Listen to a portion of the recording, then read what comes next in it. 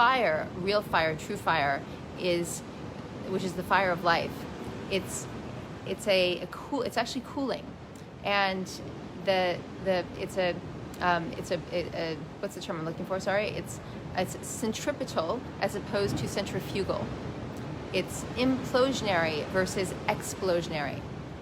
So it's constantly regenerating, refeeding. It's not burning itself out. You can think of it as, if you want to think of it this way, here's a good analogy, I think. Let's see.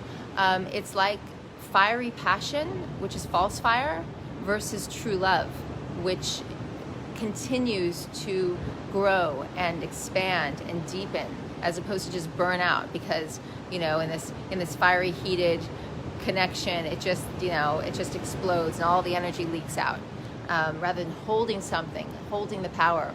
And so false fire is stimulation.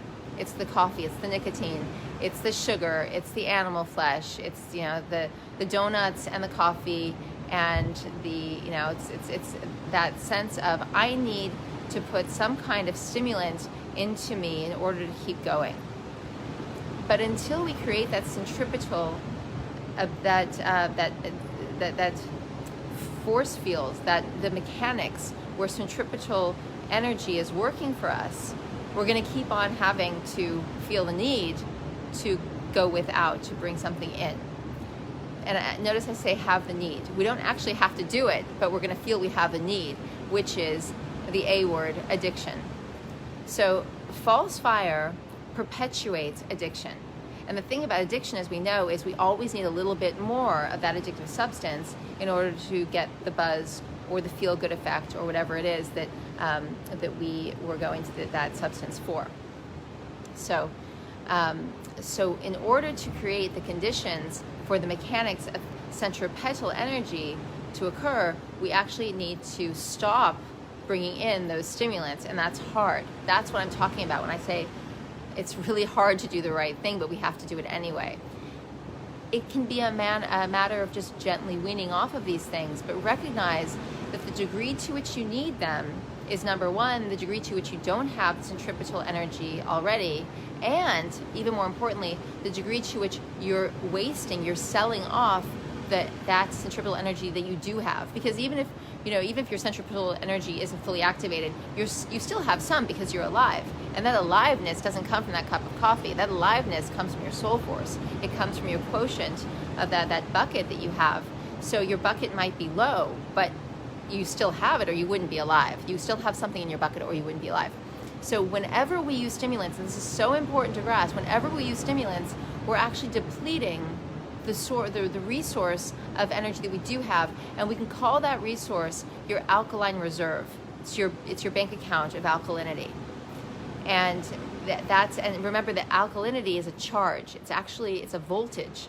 It's your life voltage. It's what you have. It's your quotient. So I happen to be, very rich in life force. So my voltage is high.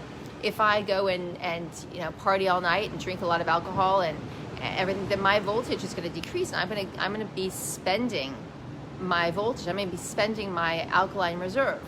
And if I don't fix that, if I go off on a tangent that just goes on and on, I'm going to weary myself down. My voltage is going to go so low that it's going to get a reverse polarity, which means I'm going to wind up not having energy to even fight infection. So this is why those stimulants are actually so serious and so important to address and to eventually eradicate from our lives, because they're causing the degree to which we engage with them, consume them, is the degree to which they could potentially reverse our polarity and turn us from being of a positive voltage to a voltage where there is only necrosis happening in the body. Death is being fed, and that's where things get serious. So hopefully this is a very motivational way to look at it, not scary, but motivational. So make a list. I mean, this is not for Anna, just for Anna, this is for everyone. Make a list of everything in your life that's a stimulant. And remember, these tools we use, all this tech stuff is highly stimulative. Anything that's the blue lights is stimulative. The whole LED light system that we live within it stimulates us. We don't sleep properly at night because we don't have we don't generate the melatonin at night that we should be, because we are getting all this false light.